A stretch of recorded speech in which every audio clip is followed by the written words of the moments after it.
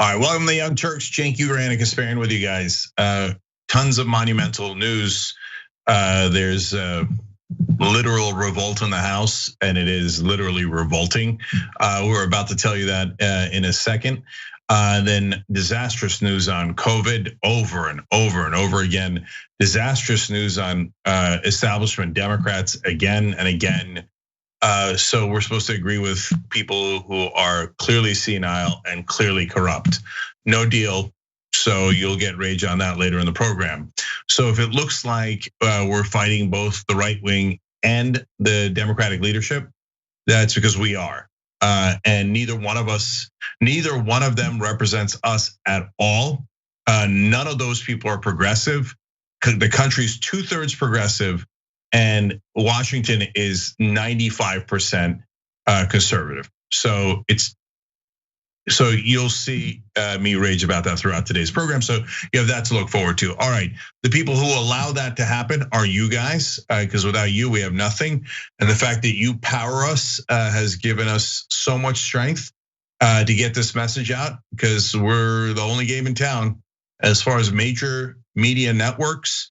We are now among the major networks. We've crossed 20 million subscribers, 16 billion views. It's our 15th anniversary online, and there is no other outlet that allows progressives. MSNBC attacked Bernie Sanders viciously yesterday, as usual. Back to business. Anyway, tyt.com/go is what has powered us throughout this year.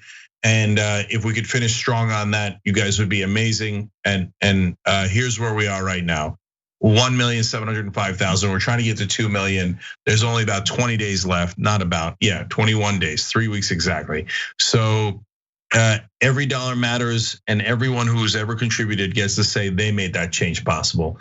And there's terrific news for progressives coming up too. All right, Anna, let's get started. Turns out that House Republicans are signing on to Donald Trump's ridiculous allegations of widespread voter fraud, even though there's no evidence of that. So one of the biggest breaking news stories today is that a group of 106 Republican House members, that's more than half of the GOP caucus in the chamber, signed an amicus brief filed Thursday, today, in support of a lawsuit backed by President Trump that seeks to overturn the election. Now, this is in regard to the lawsuit that was originally filed by the Attorney General of Texas, Ken Paxton, who again is facing some pretty serious securities fraud charges and is being investigated for that. And maybe he's hoping that this is a way of getting a pardon from Donald Trump. But after he had filed that lawsuit directly with the Supreme Court, asking that the court essentially overturn the results specifically in 4 battleground states that Biden won. 17 other attorneys general joined that lawsuit. And now we're learning that 106 House Republicans have filed a brief saying that they are supportive of that lawsuit. The brief was led by Representative Mike Johnson from Louisiana.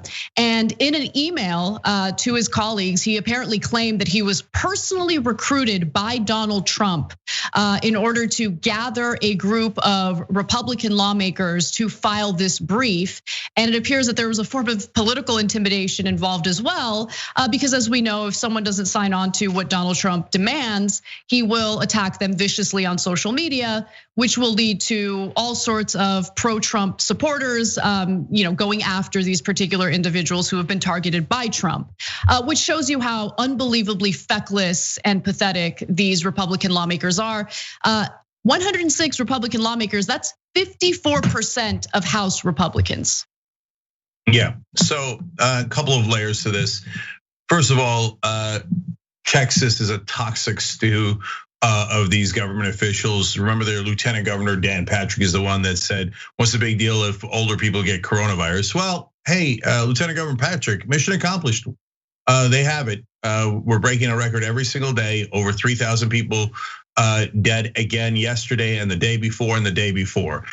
So you wanted everybody, and especially the elderly, to get coronavirus. They did. So congratulations, Republican politicians in Texas. Now Paxton comes in and goes, "Hey, why don't we destroy democracy while we're at it?" So in this lawsuit, we're asking that that Georgia, Pennsylvania, Michigan, et cetera, those states no longer have sovereignty.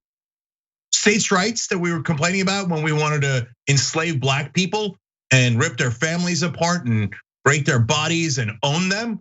We loved states' rights then. Now, when our dictator wannabe has not been elected, now we hate states' rights. So we want to take Georgia's states' rights away, Pennsylvania's states' rights away, and we want to say that Texas should unilaterally decide who's the president, despite how other states voted. I mean, it's laughable, it's preposterous, it's the most undemocratic, most un-American thing you've ever seen. So of course, the majority of the Republican Party is here for it, because that's who they are. They're traitors, and the right wing has always hated America. Oh, they don't want us to own slaves. Let's declare war on America, just so we can own other people and oppress them for the rest of time.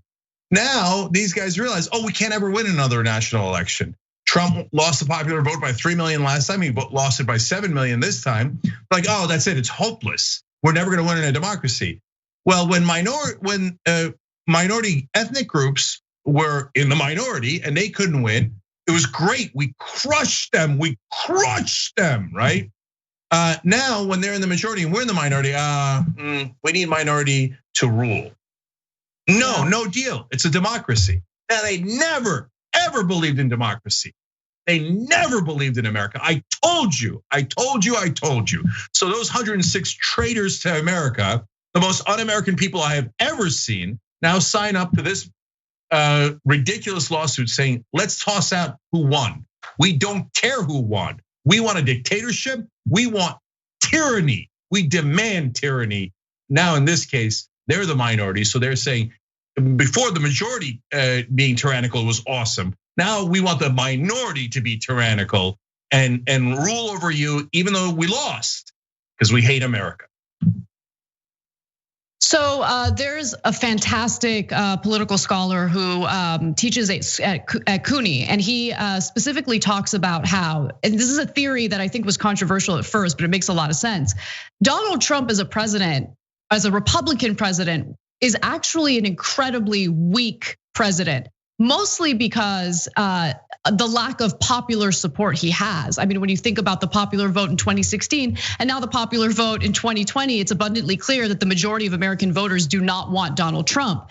And so as a result, what Republicans rely on increasingly in order to win, knowing that they don't have popular support, is essentially screwing around with the institutions, right? Screwing around with the courts, engaging in gerrymandering, doing what they can to essentially fix the system to their advantage against the will of the people. And that's what we're seeing right now in this particular case.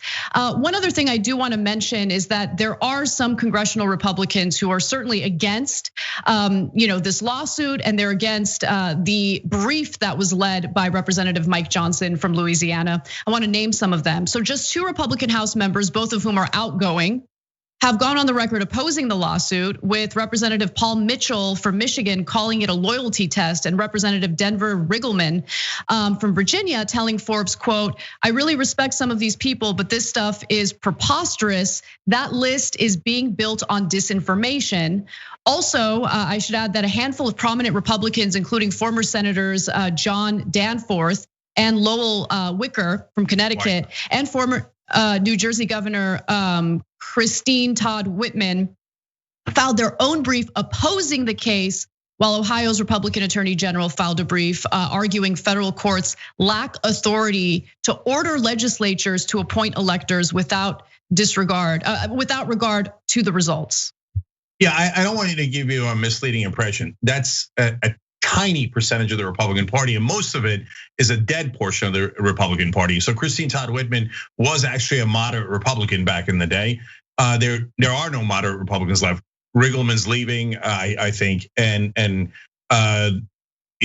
every Republican that is moderate is leaving because their base hates them. Their voters loathe America. They're like, I don't want a democracy. You support a democracy, we're gonna primary you. That's the most ironic thing in the world. But they genuinely believe that.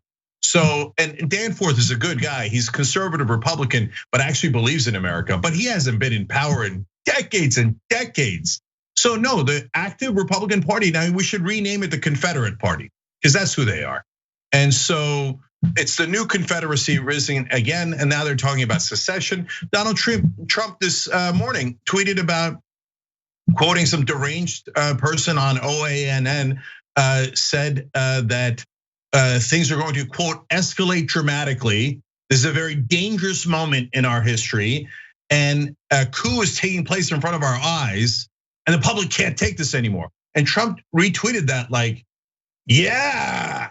It's actually not even a retweet. He took the quote and tweeted it himself. And he's like, that's a very dangerous moment, everybody. Remember, let's take action right now. So he's a clear, he also tweeted that, Biden lost by hundreds of thousands of legal votes. No, schmuck, you lost by 7 million votes this time. And he said he's an illegitimate president. You lost by 3 million votes last time. You were an illegitimate president. By your own definition, you've never been legitimate. But of course, logic need not apply for the Confederate Party.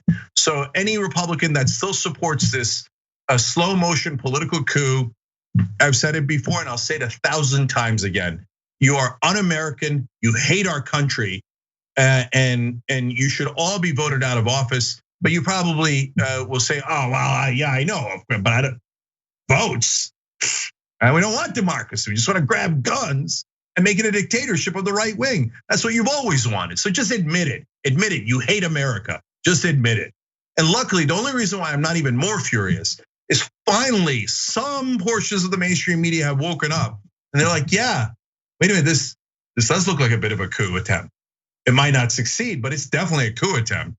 And this is very radical and clearly undemocratic. Yeah, thank you. You're a little late to the party, but I really do appreciate it because you need clarity on this issue. And last thing, guys, what part of losing 56 times is unclear? You went to court, you said you had the Kraken and you had all the evidence. It turns out you had nothing. You don't have any evidence. No, losing 56 times means we're right. Okay, if you say so. And that's why I call them lunatics. All right, well, let's move on to coronavirus news. Lots of developments when it comes to the pandemic. So big news today. The FDA's vaccine advisory panel has voted in favor of recommending that the FDA approve Pfizer's coronavirus vaccine for emergency use. Now, the FDA is expected to approve the vaccine this weekend, possibly on Saturday. And within 24 hours of doing so, as many as 6.4 million of doses will be sent across the country. And so that is positive news, especially considering the fact that when you look at recent statistics in regard to this virus, you'll see that the United States is in a pretty dire situation. In fact, this week there are 10 times more COVID-19 cases than a month ago.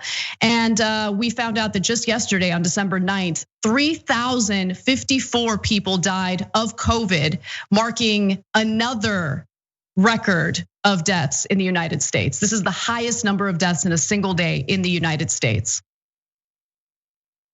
Yeah, so it's great news that this is approved.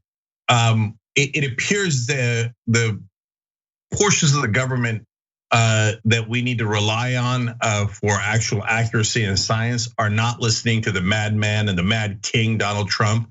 So I don't think there's a reason to worry about this vaccine. I think the number one concern we have now is not getting it quickly enough, and there not being enough of the vaccine to go around. So of course now the powerful are grabbing it. We showed you a story earlier about how the bankers now have found a way to move up to number 2 priority on the list. Insanity. The Republicans are now bragging about how they're getting it before anyone else. The Republican politicians, they're laughing at their own voters. But we need more of this vaccine as quickly as possible to all Americans. As we told you earlier in the week, Donald Trump, of course, bungled it. The one company he didn't have a deal with was Pfizer, who got the vaccine first. And in his record-breaking incompetence, he, as usual, bungled it. And the crowd went nuts. And Republican voters are like, yes, more of us are gonna die. We love Donald Trump. Coronavirus is no big deal.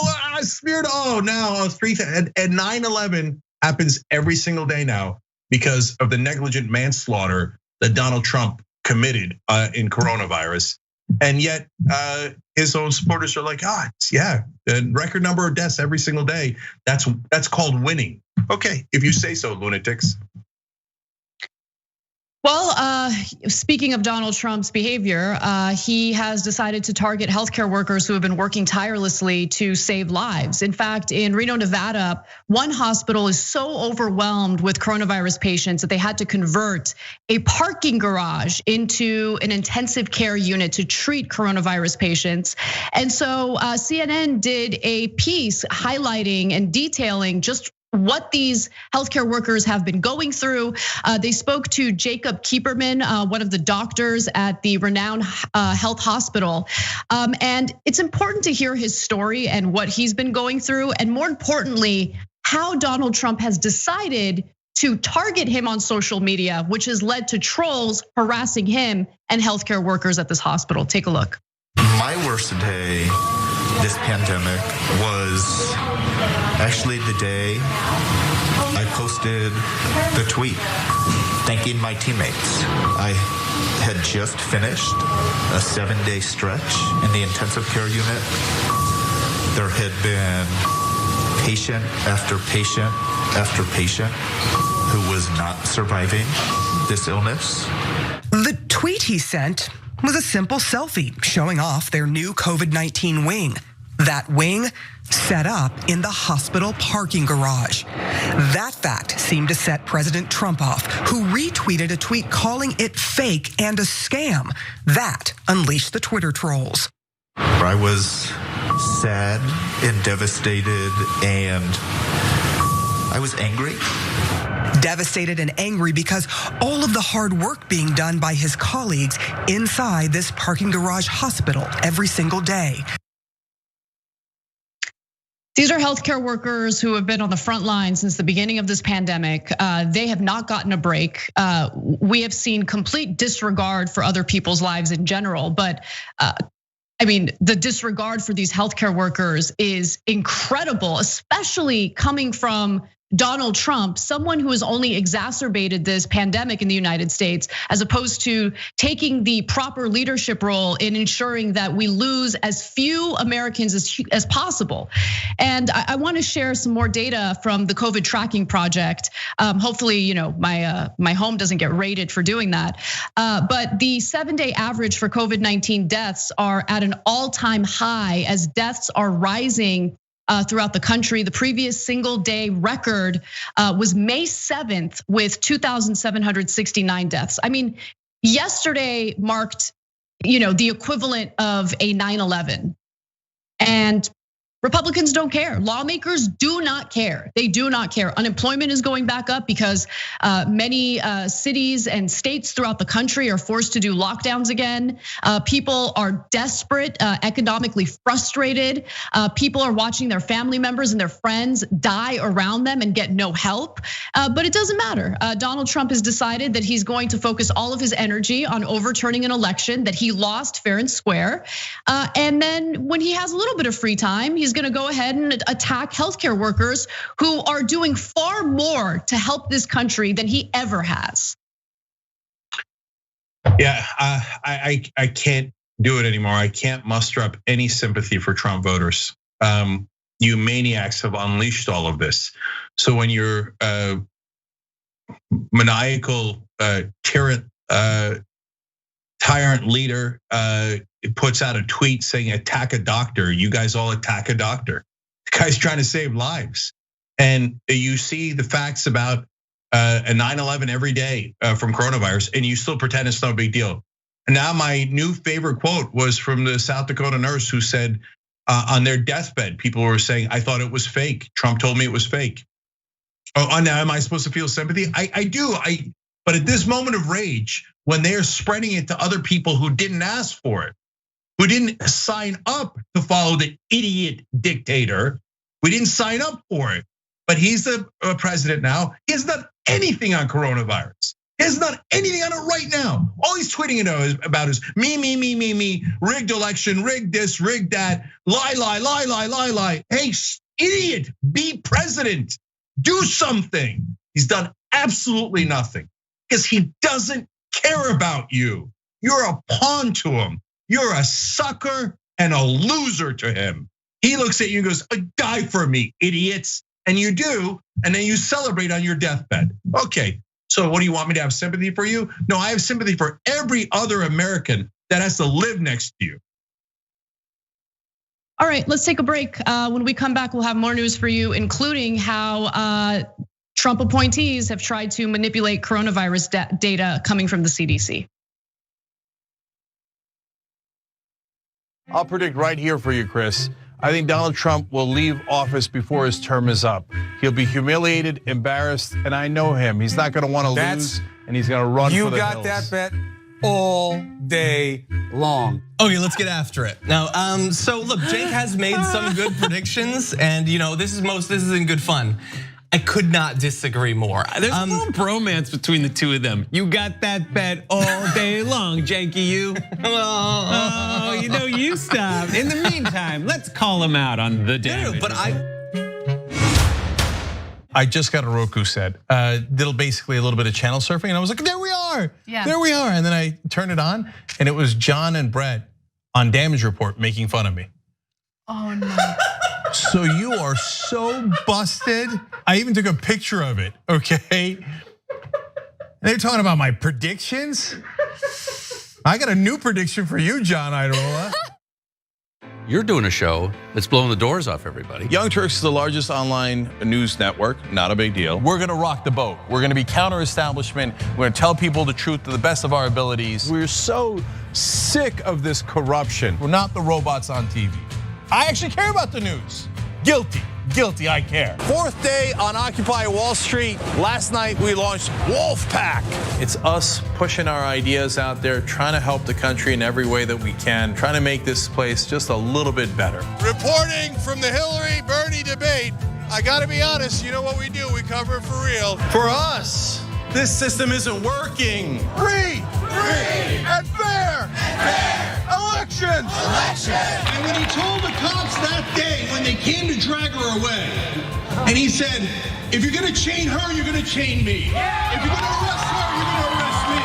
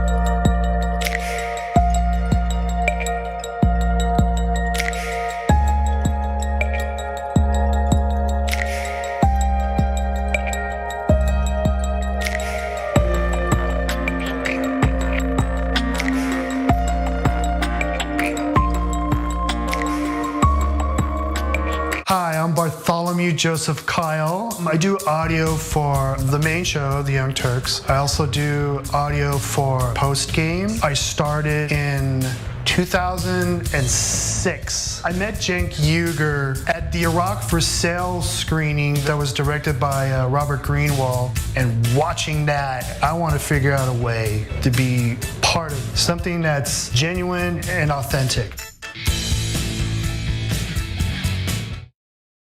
All right, back on the Young Turks, Cenk and Anna with you. Anna.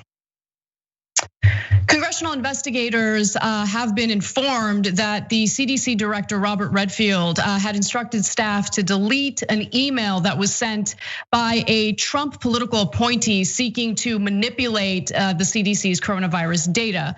So the senior member of the agency who spoke to this subcommittee within the House essentially argued that the data that was being targeted was specifically aimed at watering down the CDC's morbidity and mortality weekly report to match the, I guess, lower numbers that were being spread by Donald Trump's disinformation campaign in regard to this pandemic. And so just to give you context on what this email was about, it was sent by Paul Alexander, who was the scientific advisor to Health and Human Services spokesperson Michael Caputo. Needless to say, both of them are out of government right now. Michael Caputo had a mental breakdown, so he and Alexander are no longer with the Department of Health and Human Services. However, this is what we know from the email. In Alexander's August 8th email, he insisted on an immediate stop to all CDC MMWR reports due to the incompleteness of reporting. Nothing to go out unless I read and agree with the findings, how the CDC wrote it, and I tweak it to ensure it is fair and balanced and complete, Alexander added, in a breach of scientific firewall that CDC has maintained for decades. So Alexander also attempted to prevent Dr. Anthony Fauci from ever speaking about the potential ramifications of this pandemic on children's health. Then the woman who was essentially in charge of editing and putting out this data ended up getting questioned by this House panel. Her name is Charlotte Kent, and again, senior official with the CDC. She basically said that while she was out on vacation, someone who was filling in for her was notified by Redfield to delete that email. I was instructed to delete the email, she told the House. Kent was again on vacation when this happened. So when she came back and looked for the email in question, something interesting happened. She says, I went to look for it after I had been told to delete it and it was already gone. Kent also told investigators that the CDC in an earlier incident delayed the publication of a July report on coronavirus spread at a Georgia summer camp following a requested delay by Dr. Redfield and HHS. The report was held for 2 days and instead released about 15 minutes after Redfield conducted testimony to Clyburn's panel. And the panel that was investigating this is led by Representative Clyburn, who released a statement in regard to this testimony saying federal employees have affirmative obligations to preserve documents and destruction of federal records is potentially illegal. And then he also warned in the letter that federal law also provides for up to 3 years of imprisonment for willful destruction of federal records. And so he claims that he has asked for documents from the CDC back in September 14th specifically, and they have not responded to his requests. He's threatening to subpoena officials and documents if they don't respond soon. All right, I want to be clear about a couple of things here about who the good guys and bad guys are. So this one is a little bit complicated. So the head of the CDC is Redfield, and Redfield is, in my opinion, a little bit fundamentalist in his religious beliefs, and that has affected some of his actions early on. But now here comes a huge but. He actually turned around and his doctor side and scientific side seems to have won out in the middle of this pandemic, as he probably saw the endless deaths and it affected him. And even though he started out as very much a Trump guy, by the end he was defying Trump and saying, no, we must do science. And so this Paul Alexander email that got deleted, that's very clear. That was political interference saying, don't do science. We don't care how many people die. We just care about our dear leader, Donald Trump, and how he looks. I mean, filled with like big bold letters and highlighted in yellow and blue and red. I mean, just like the ravings of lunatics as always, right? So when Redfield says delete the email, it's possible he's saying it to cover up for the Trump administration because they're being asked to do something potentially illegal. But I think it's more likely that Redfield's saying, delete that crap and don't listen to Paul Alexander, that moron that doesn't know a single thing about science. So, Redfield might have technically violated the law in deleting the email, but I think context and intent matters here.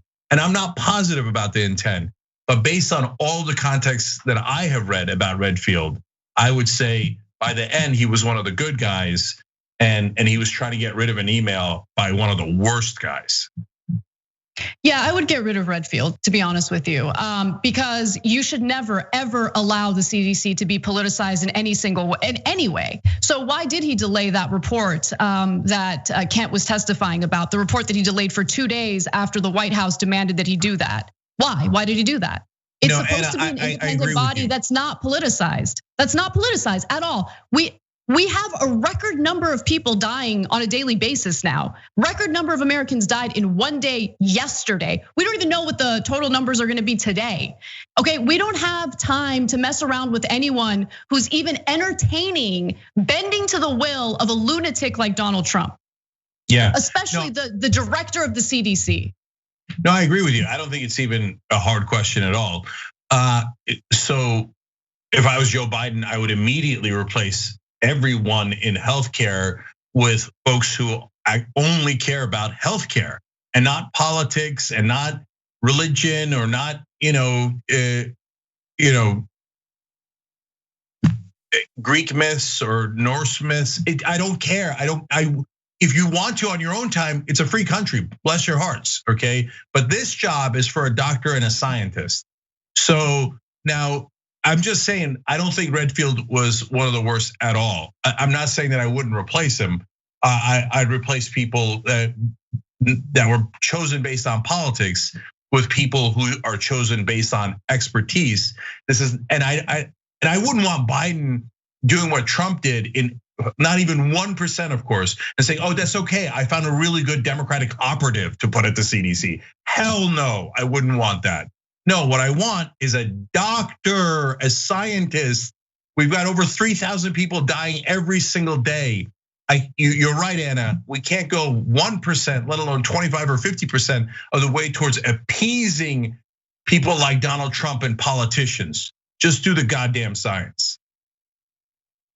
Well, someone who's been pretty devastatingly ignorant about what average Americans have been dealing with this virus is Rudy Giuliani. I mean, he's ignorant about most things.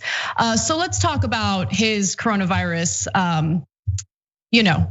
hospitalization and what happened afterwards. So Rudy Giuliani, who was recently hospitalized with coronavirus, is now out of the hospital where he will grace us with his, annoying statements, which all the news companies will get baited into covering and all want to blow my brains out. It's fantastic, I'm excited about that. But this story really does highlight how there are two different classes in regard to who gets appropriate coronavirus treatment and who does not. And so he admitted that he was treated by Trump's doctor. He had, access to the same cocktail of experimental drugs that most people don't have access to. And he certainly bragged about it, especially as 3,054 Americans died in a single day on December 9th of coronavirus. So here he is on WABC bragging about the access he got to Trump's doctors.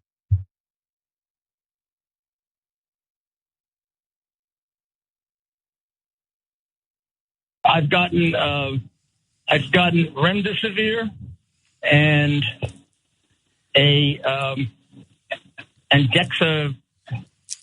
something or other. Yeah. So it's the cocktail. It's the same protocol that the president got. Is that right? Yes, right. All right. So exactly the same. His doctor sent me here. Okay. He talked me into it. I didn't want to really go to the hospital, and he said, "Don't be stupid. We can get it over with in 3 days if we send you." He says we send you to the hospital. Well, it's wonderful news that you're feeling well. Well, I have to say, the minute I took the cocktail yesterday, I felt 100% better. It works very quickly. Wow. So he bragged about how it's working very quickly, but I just want to emphasize that most people are not going to have access to Donald Trump's doctors. In fact, at this point, Americans would be lucky if they get access to a hospital bed, considering how overwhelmed hospitals are throughout the country. More than a third of Americans live in areas where hospitals are running critically short of intensive care beds, federal data show. In El Paso, for instance, hospitals reported that just 13 out of 400 intensive care beds were not occupied last week. In Fargo, North Dakota, there were just 3. In Albuquerque, there were 0. 1 in 10 Americans across a large swath of the Midwest, South, and Southwest lives in an area where intensive care beds are either completely full or fewer than 5% of beds are available. There are other issues regarding access, which we'll talk about in just a minute. But Cenk, you want to jump in? Yeah. So New Mexico is about to authorize doctors making decisions on who gets treatment and who doesn't, because they're almost completely out of beds. Now, and that means you can't go in the intensive care unit. That means Donald Trump has created a situation where we're gonna have death panels. So that's where we are today. And every Republican in the country is obsessed with trying to steal an election instead of fixing coronavirus and getting help to these folks. Oh, to be fair though, they rushed help to Rudy Giuliani and Chris Christie and Ben Carson, to every elite that is part of Donald Trump's group of elitist friends. So, hey, MAGA, did they rush treatment to you or your dad or your mom or your grandmother? No, they let them die. But Rudy's sick, oh, we gotta rush treatment. For the cocktail combination that he has taken, that is very rare. So to give you a sense of how hard it is to get, in a state like Maine, it's a smaller state, but the Regeneron cocktail, only 98 of them, there's only 98 available. Once they're out, that's it, okay? And that doesn't mean there isn't any treatment, but that's the one Rudy's bragging about how effective it is, right? Now in Utah, by the way, a very red state, okay? They're trying to determine who's the most likely to benefit from the drug. So they're gonna give them the drugs, and the others that they determined cannot be helped enough, well, off you go. And in Colorado, they're doing a lottery system, because unless you're connected to the elites like Rudy Giuliani, there's a decent chance they're gonna let you die. So let's hear if Rudy Giuliani is even aware of that, because he continues to basically pretend as though, like, downplay the severity of this pandemic. So does he know about the differences in access, healthcare access that Americans are dealing with? Let's watch. My biggest concern, though, Rudy, is the cocktail that you've been given is, from what I understand, and you can correct me if I'm wrong, it's not something that the normal American is going to be able to get because it's quite expensive. Is that a concern for you? I didn't know that. I mean, they give it here at this hospital. At certain hospitals can get it. I know there's a Northern Westchester Hospital, Westchester County Hospital. There are a couple of hospitals. They went over with me the 5 methods of treatment that they have, and that's one of the methods of treatment that they have. So I'm not sure about that. Yeah, of course he's not sure, because he doesn't need to know. He doesn't need to be concerned with what average Americans go through on a regular basis. He doesn't need to be concerned about how this disproportionately impacts average Americans, as opposed to people who either have positions of power or who have access to people in positions of power.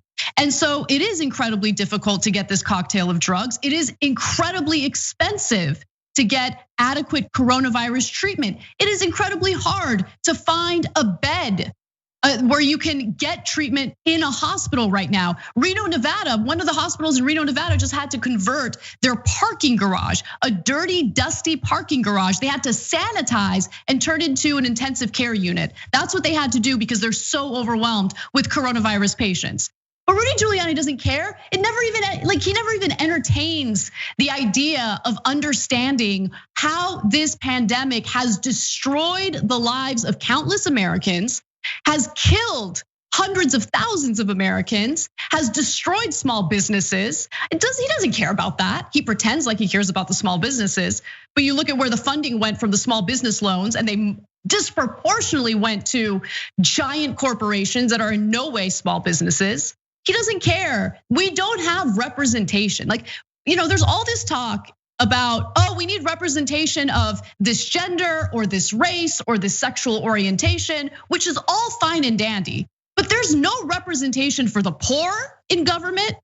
And I'm not just talking about Republicans, I'm talking about Democrats as well. You think that things would be like significantly different in terms of the differences in healthcare under a Biden administration? Biden and his friends are gonna get top of the line treatment. Is he gonna do what it takes to improve healthcare? Nothing will fundamentally change according to what he told his donors. Yeah. So in terms of Rudy's cluelessness, he says in that interview that Trump's personal doctor, well, actually government doctor, more accurately, is the one that made him go to the hospital, as you heard, and take these very rare cocktails. And first of all, I don't know why someone who works for the government is helping Rudy Giuliani. Rudy is Trump's personal attorney and does not work in the government at all. So that's a misuse of our taxpayer funds. I don't give a damn about Rudy Giuliani, and I don't want a single cent of mine being used on Rudy Giuliani. Second of all, he's such an elitist. I know he doesn't care about poor or middle class or other races. He doesn't care about any of that. He showed that when he was mayor of New York, let alone lately. But he doesn't even realize that other MAGA people and Trump's voters and supporters can't get this stuff either. You know how much Rudy Giuliani is charging you guys? And when I say you guys, I'm specifically talking about to the MAGA guys in the audience, because you're the ones paying for it by donating to Donald Trump. He's charging $20,000 a day for his legal services. So of course he doesn't care what it costs. I don't know that he's even paying it. And even if you are super rich, and now there's other articles talking about how the super rich are doing everything they can to get their hands on these cocktail of drugs because they're so rare. Because even if you're rich, you might not be able to get it because they're not available to most people. Rudy's like, so what? Don't you have Trump's doctor working for you? Don't you have the whole government at your at your footstep? And can't you guys all afford it? I don't know. I'm making $20,000 a day off of your stupid ass. So I can afford it, no problem. I didn't even think about you guys. I keep sending money, idiots. All right, we are gonna take a quick break. And when we come back, we will talk about surprise medical billing and how a Democrat for the second time has defeated a bill that would end it. We'll be right back.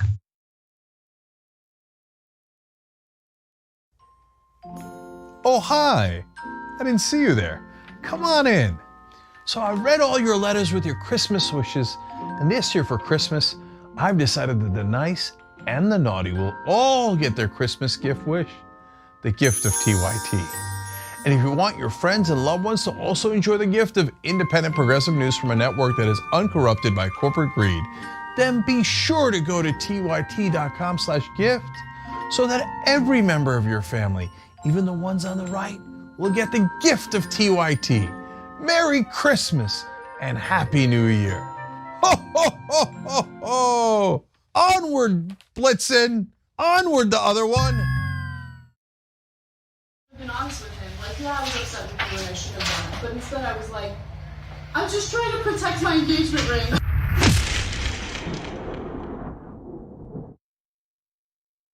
Hey, Georgia, we're not done yet. I'm Dr. Lena Hamilton, poet and educator out of Atlanta, Georgia. And I've got a message for you. You, yes, you. If you're gonna be 18 by January 5th, it's time to register to vote. You have until December 7th. We have an important race coming in the Senate runoff, and we need your vote. So get out, get registered, and let's get voting.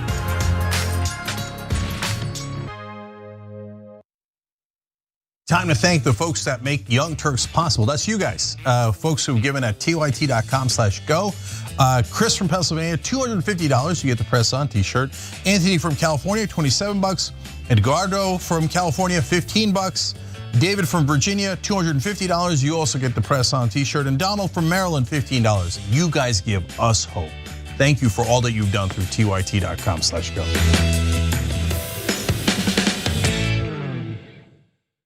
Patience. It's a virtue. They think you can put me in a box. But you can't stifle a revolution. Cenk Uygur, you started something, an idea. That truth and honesty matter above all else.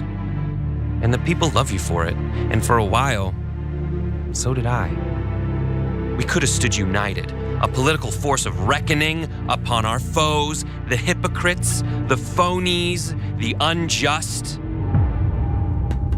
But you put me in this box. Cenk! No!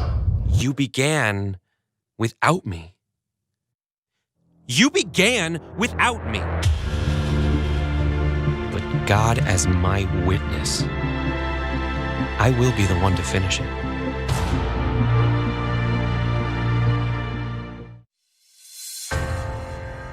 That 300 million is a pretty good number, Well, that's the size of the US population. You know what our next target is? The size of the entire world. We just crossed 5 billion views on YouTube. I mean, imagine 10 years ago thinking one day. We looked at you like, are you nuts? Young Turks has just passed another milestone. 15 billion views. Damn. I'm back to gaslighting. Did you and I talk about gaslighting on Old School? Probably. That boss gaslit all his female employees. People who manipulate others like that make you feel like you're the weirdo. Why won't you punch yourself in the face? What is wrong with you? And you're like, oh my God, I feel so bad. Why didn't I just punch myself in the face and poke my eye out?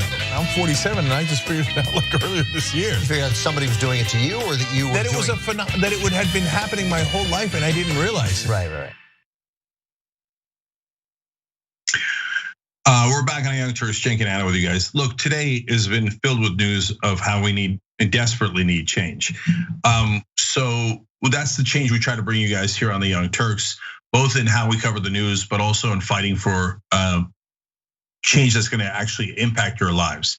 So that's why we're doing tyt.com/go. That's why we deeply appreciate everyone who participates. Let me show you where we are now, and this will be the last 3 weeks. So if you know the more we could do there, we got 40,000 individual contributions. I love you guys so much. You make this show possible for these last 18, 19 years. So, all right, and look, there's good news coming up for progressives too. There's tons and tons of hope. We just got to get through these super dark times. This virus, this toxic virus named Trump, we just got to scrape him off of this country and be done with them and move on. We're almost there. All right, and then we'll fight the establishment. Anyway, Anna, what's next? Well, speaking of the establishment, this is what we're talking about. House Ways and Means Committee Chair Richie Neal, a Democrat, has defeated yet another attempt to end surprise medical billing, which seems to be incredibly important as people are getting sick from the pandemic. So turns out that Nancy Pelosi, of all people, wanted to bake in a provision regarding medical billing and essentially regulating it and ending it within the stimulus bill. So as The Intercept reports, Wendell Primus, the senior policy advisor to Speaker Nancy Pelosi and the most powerful staffer on the Hill, had plans to send a proposal on surprise medical billing to Senate Majority Leader Mitch McConnell. By Monday night, however, that effort had been rebuffed. Oh, that's interesting. How did it get rebuffed? We should find out. Well, in terms of which committees would deal with this type of provision, as The Intercept reports, the issue fell under the jurisdiction of the Energy and Commerce Committee, whose chair, Representative Frank Pallone of New Jersey, hammered out a tough reform bill on the bipartisan issue with his Republican counterparts. But Neal decided to do some tricky maneuvering in order to ensure that his committee, the House Ways and Means Committee, could, essentially have their own recommendations, their own legislation on what to do about surprise medical billing. And as you can imagine, since he's funded by private equity firms who absolutely love this type of predatory behavior, his approach was incredibly watered down and ineffective. So Neal, however, invented jurisdiction for the Ways and Means Committee. The panel has jurisdiction over taxation, and he linked the issue to government revenue in a roundabout way. and put forward his own proposal that was much more favorable to the private equity industry. And so some of you might be wondering, well, why do private equity firms want surprise medical billing? How does it benefit them? Well, they have essentially set things up in a way where they would profit off of surprise medical billing. Private equity firms have purchased providers and arranged service to maximize the number of out-of-pocket doctor, the number of times an out-of-pocket doctor can treat a patient. Those bills are then exponentially higher, landing at the feet of both patients in the form of copays and deductibles, and insurance companies who pay the remainder. And for those of you who are wondering, okay, what exactly is surprise medical billing? It's when you do everything right? You got your health insurance that you're overpaying for. You got the health insurance that is not covering most of the things that you needed to cover. But you're gonna go to an in-network doctor. You're gonna get in-network care. And then what they do, without telling you, without informing you or asking you for your consent, they'll have one healthcare professional who's out of network be part of the treatment or part of the care. And then you end up paying the costs for that out of network care that you didn't even know about. Richie Neal, a Democratic representative, the chair of the House Ways and Means Committee, wants to protect that kind of predatory behavior. So let's break this down a little further. First of all, Akilah Lacey with an excellent article on The Intercept. So great job reporting by her. And the mention of Wendell Primus in the beginning, the Pelosi staffer, is really important because he's deeply connected to the healthcare industry. He is not at all a good guy. He's one of the biggest opponents of Medicare for All. He makes Republicans look like choir boys compared to how hostile he is to Medicare for All. And even he is saying, I mean, we gotta end surprise billing, don't we? That's a booby trap built by the richest people in the country for average Americans that bankrupts them and steals their house from them, that steals everything they own, and does it in a way that there's nothing they could do about it. I mean, and in their most desperate time. I mean, we gotta end that at least, don't we? Even corporate Democrats have to end that. Richie Neal says, no, I take more money from Blackstone, a private equity group, than anybody, that's his top donor. And he says, so since they're my top donor, surprise, I'm backing them and not my voters. And so if you go to the hospital and you did everything right, and like Anna said, the part that enraged me the most is they do this on purpose. They try to get as many out-of-network doctors as possible to do the rounds in the hospital so they can go, oh, well, you didn't know it, but he was out of network. When you were really, really sick, you should have asked if he was out of network, which, by the way, even if you did, he's already there. I don't even know that you could do anything about it. Sorry, he did the rounds. And so now you owe us an ungodly amount of money.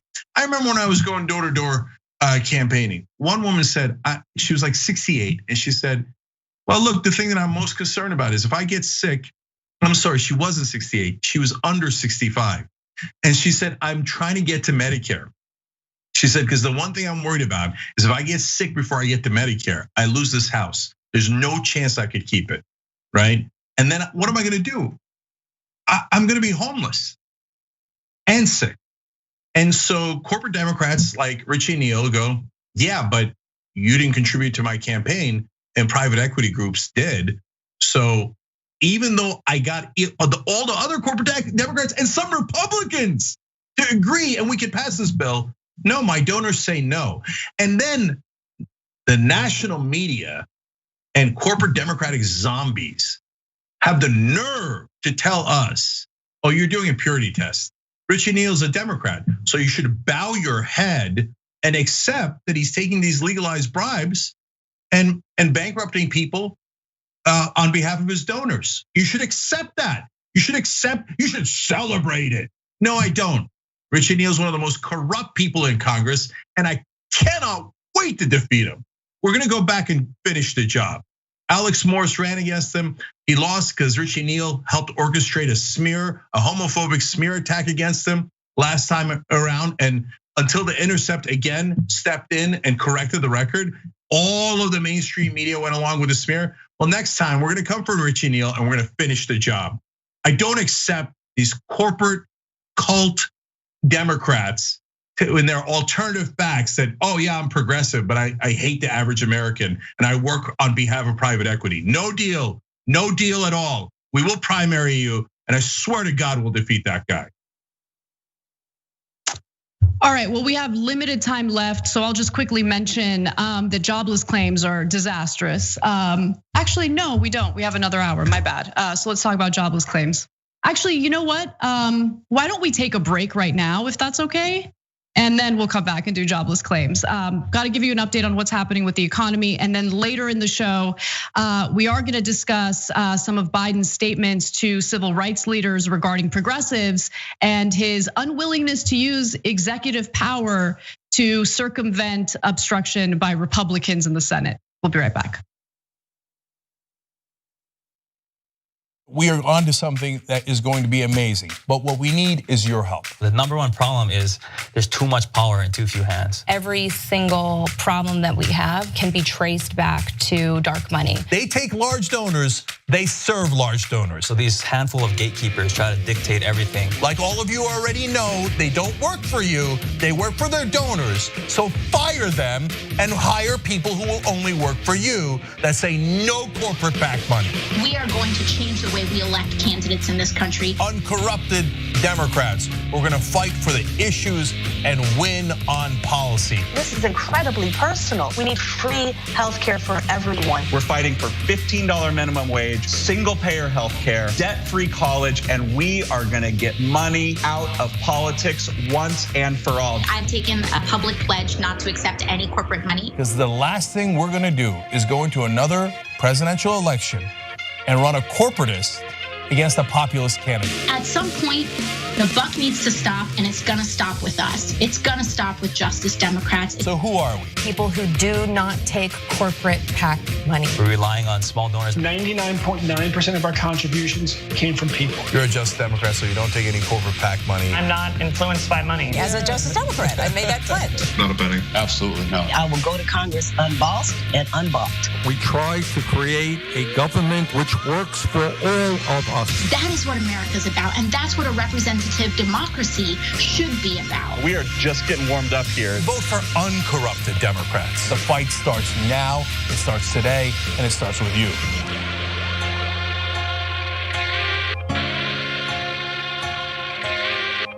I've been honest with him. Like, yeah, I was upset with you and I shouldn't have done it. But instead I was like, I'm just trying to protect my engagement ring. Did you know that more than 20% of the world's oxygen comes from the Amazon? Why? Because of trees. I know what you're thinking. Of course! So what do we want to do? We want to plant more trees so we can save the climate. It's quite literal. So that's what leads to our new partner, Plant Your Change. Love it. It's so easy. What they do is you take the credit or debit cards you already have and you plug it into the system. And if you so choose, you get to round up every purchase to the nearest dollar and they plant a tree for you, okay? Now you could also choose if you wanna do it on only certain kinds of purchases or only so often, right? And there's nothing wrong with that. But literally every cent makes a difference here. It's Plant Your Change. And if you wanna know more information, just go to tyt.com/trees. Let's go save the planet together.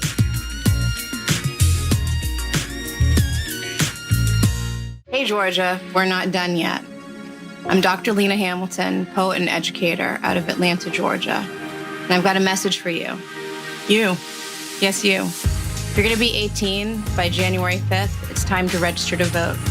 You have until December 7th. We have an important race coming in the Senate runoff, and we need your vote.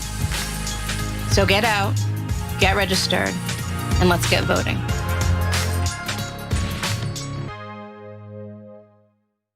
Today, a terrible day for the internet, a terrible day for America. The internet as we know it is not going to exist anymore. A real dark day for information, and yet another way that they're bleeding out the democracy. We're now going to have these gatekeepers of information deciding what we can and can't see, and that's what scares me the most. Whether you're conservative or progressive or anywhere in the middle, this is the one thing we should all agree to. Protect the internet, because the establishment is coming for it.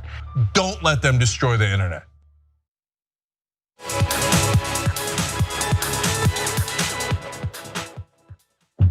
All right, back on the Young Turks, Cenk and Anna with you guys. Just want to read a couple of quick comments here. First from our member section, tyt.com/join to become a member. Jano wrote, imagine if restaurants could engage in surprise billing. After you eat, they show you the real prices. Then it just costs you $500.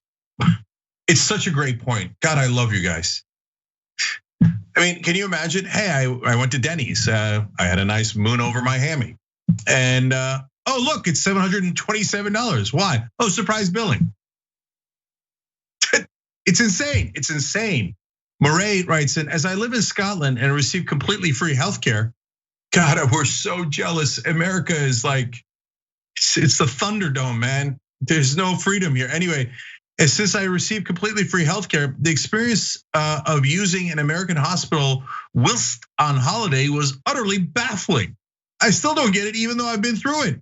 Months after being admitted, I got a $3,000 bill for the doctor who saw me for 10 minutes. My head nearly exploded. Then you would have needed more healthcare, and we would have done more surprise billing on you. So that's the way that this brutal system works in America. Every Democrat who's against Medicare for all betrayed you on that, by the way.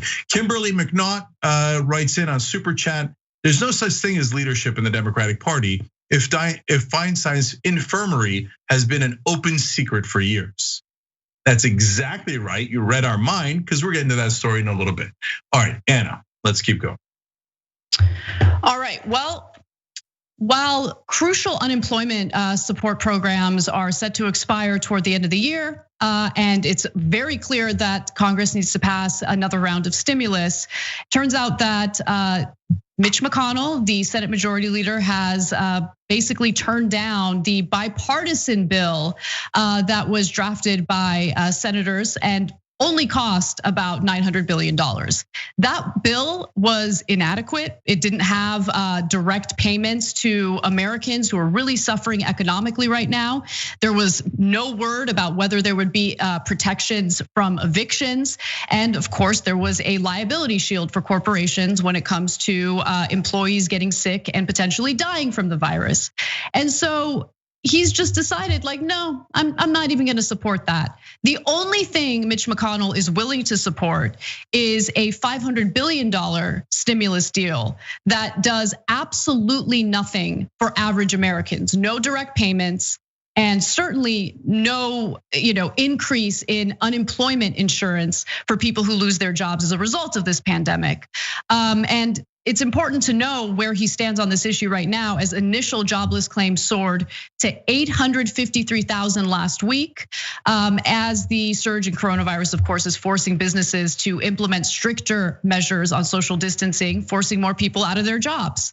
And the jobless claims consistently end up being higher than economists had originally predicted. Economists, for instance, had predicted the latest weekly jobs claims total would be around 730,000, higher than the prior week's newly revised tally of 716,000. But as we know, and I'll mention again, the jobless claims ended up being 853,000.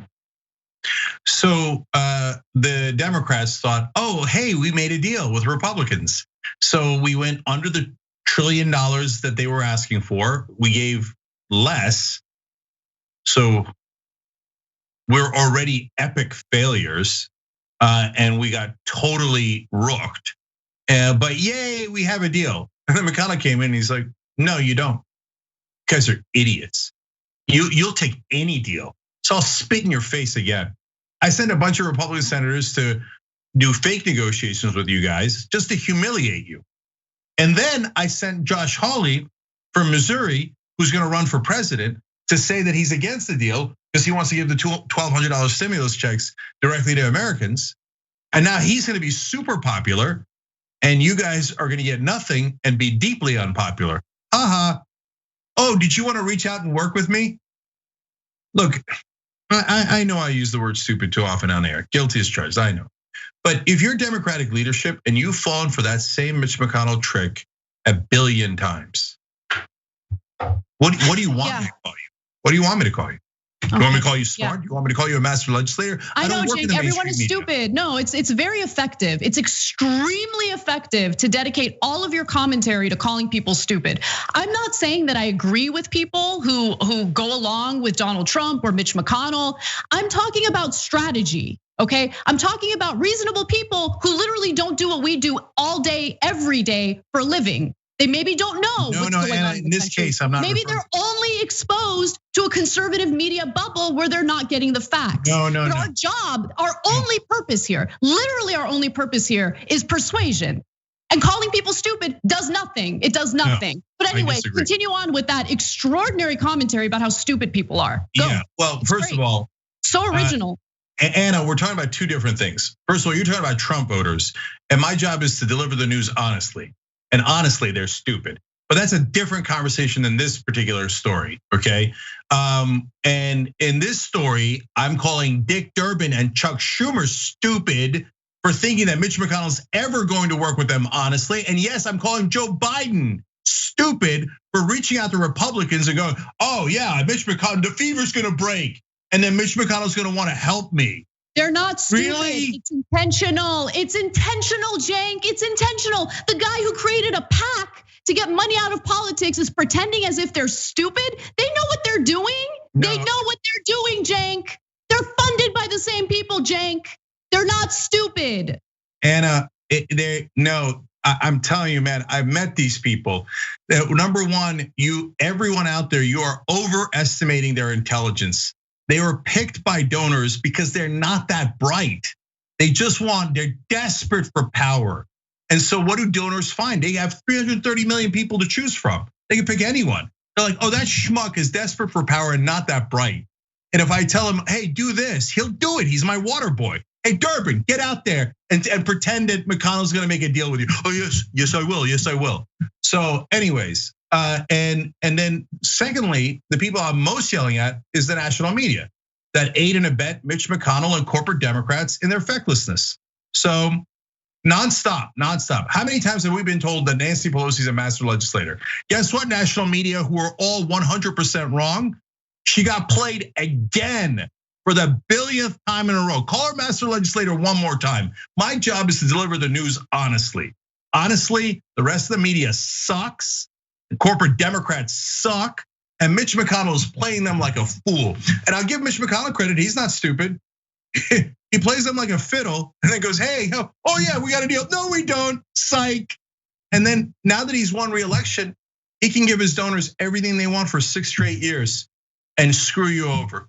So if you voted for Mitch McConnell, congrats, you got what you wanted. You're gonna get screwed for the next 6 years. He's giving you nothing in coronavirus relief. You know, in one city in Kentucky, the hospitals are at 148% capacity. They're overflowing with coronavirus patients.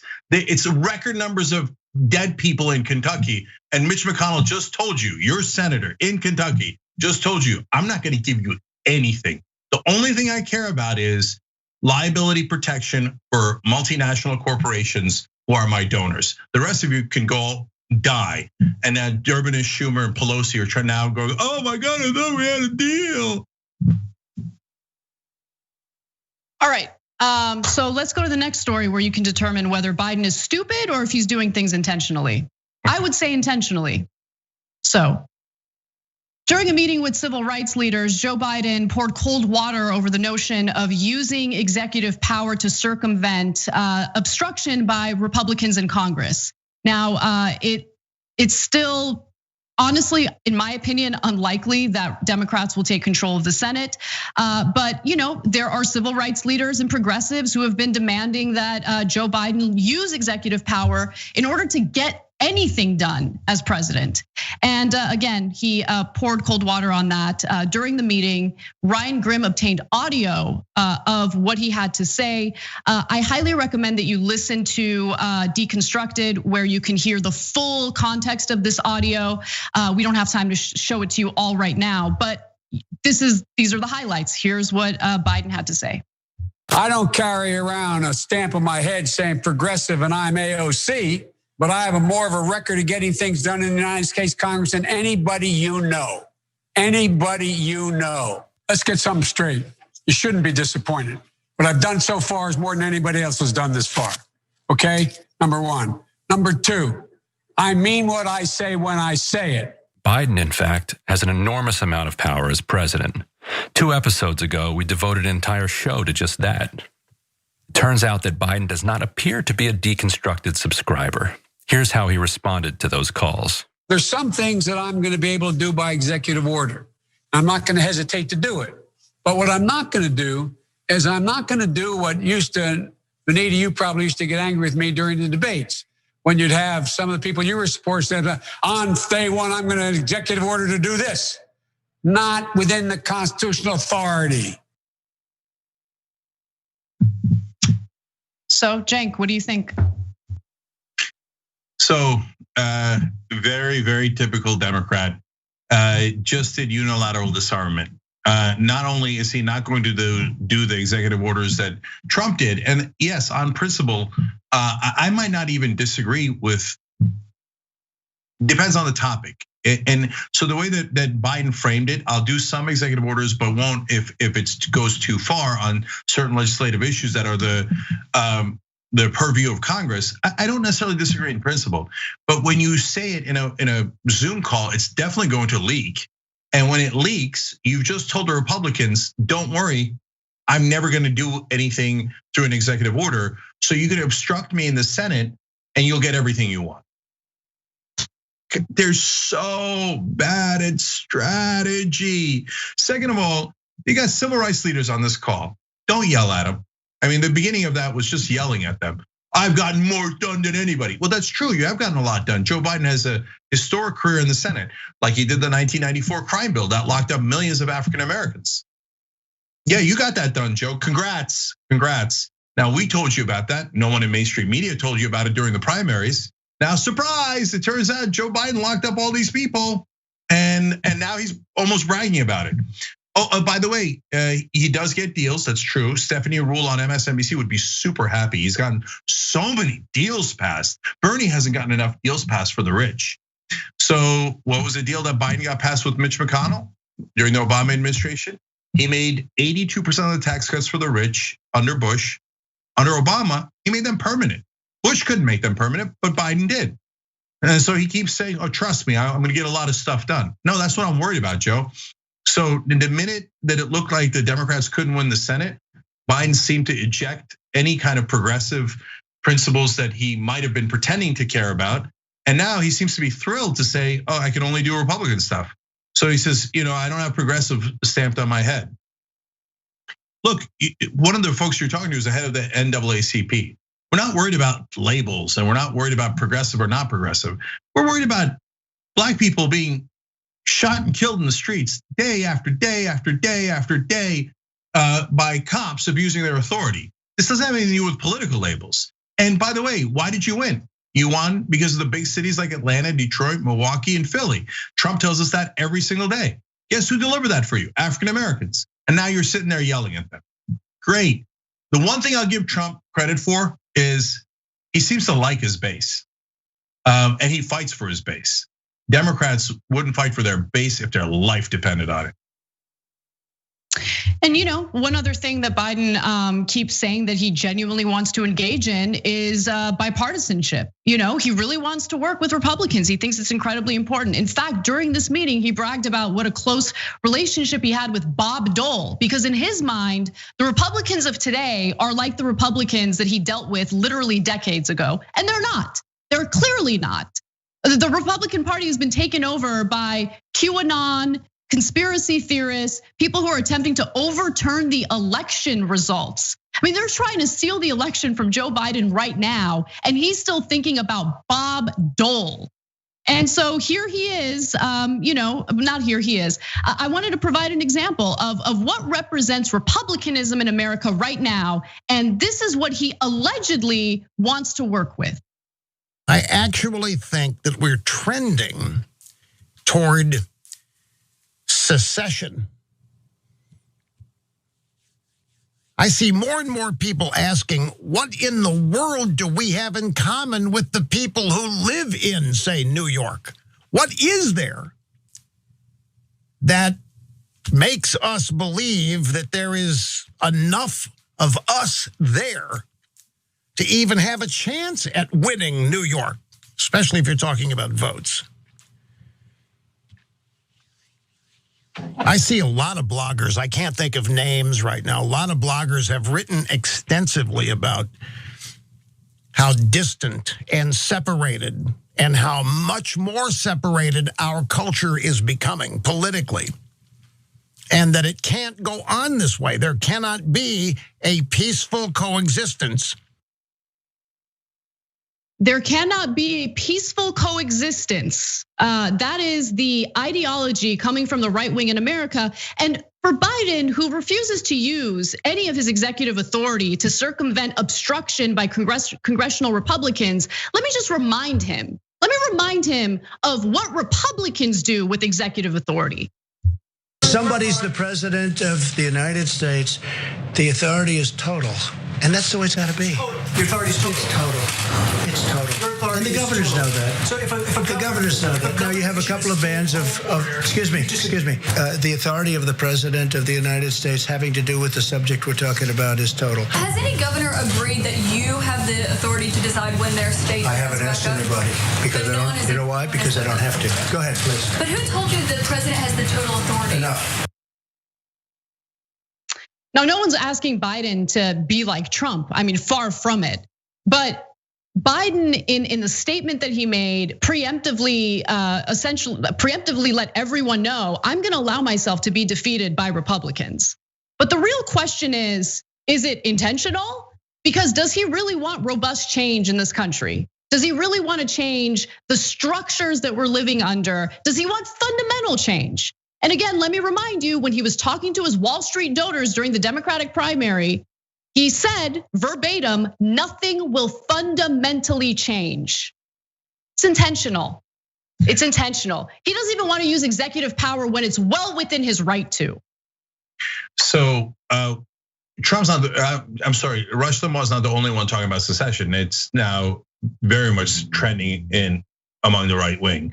And because they love the idea of oppressing you more than they love the idea of America. So they think if we can't be in charge, then we don't want democracy. Because that's the right wing mindset. I care about power, I don't care about principles. Democracy is a principle. I'm not remotely interested in that. So Russia's saying, yeah, well, if we can't have power from these guys, let's secede. And then the people that are in our states, it'd be so great. We'll go back to oppressing them. Every minority there is, every woman, we'll be back in charge and we'll put our boot back on their neck. And then Joe Biden turns around and goes, I'd like to work with those guys. All right, guys, let me explain the alternative because this is really important. Because this is where the mainstream media thinks that they're so smart. They're like, yeah, but they have to pass omnibus bills. Oh, you know the word omnibus, so impressive. Okay, no, we know that. But the way that you eventually get to our goals is by actually making your case, because politics is about branding and framing. So if you constantly agree with Republicans, so will the country. So when Joe Biden goes out and goes, Republicans are great. I want to work with the Republicans. Republicans are great. Everybody thinks Republicans are great. Next time I'm gonna vote for the Republican running against Joe Biden. Okay, when Republicans come out and go, Democrats are child molesters and the worst, most despicable people you've ever met, people go, I guess the Democrats are bad and the Republicans are good, because both parties just told me the same thing. And then they wonder how they lost 1,000 seats nationwide when Americans actually agree with them on policy on almost every issue. But the reality is, Americans agree with what they think are Democratic positions. But Democratic leadership doesn't actually hold those positions. And the people who run cover for them is the mainstream media, who constantly tell you that the corporate Democrats want those positions, when in fact they don't. Well, in fact, when it comes to covering up certain things, we're gonna talk about how the Democratic Party has been covering up a big secret in regard to Dianne Feinstein when we come back.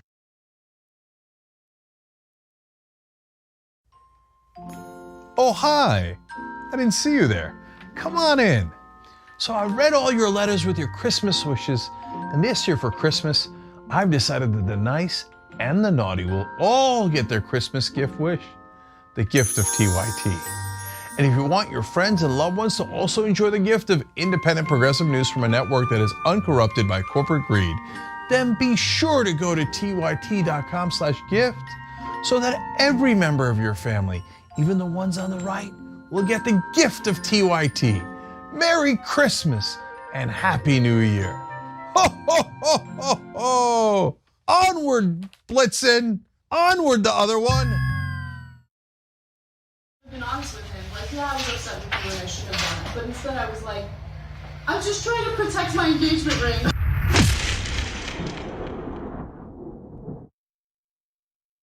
Hey, Georgia, we're not done yet. I'm Dr. Lena Hamilton, poet and educator out of Atlanta, Georgia. And I've got a message for you. You, yes, you. If you're gonna be 18 by January 5th, it's time to register to vote. You have until December 7th. We have an important race coming in the Senate runoff, and we need your vote. So get out, get registered, and let's get voting.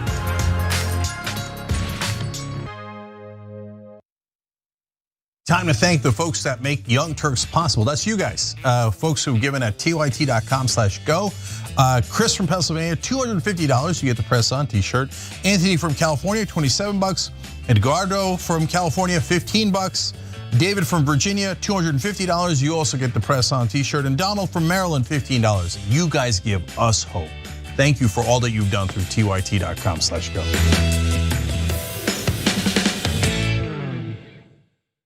Patience. It's a virtue. They think you can put me in a box. But you can't stifle a revolution. Cenk Uygur, you started something, an idea. The truth and honesty matter above all else. And the people love you for it. And for a while, so did I. We could have stood united, a political force of reckoning upon our foes, the hypocrites, the phonies, the unjust. But you put me in this box. Jake! No! You began without me. You began without me. But God as my witness, I will be the one to finish it.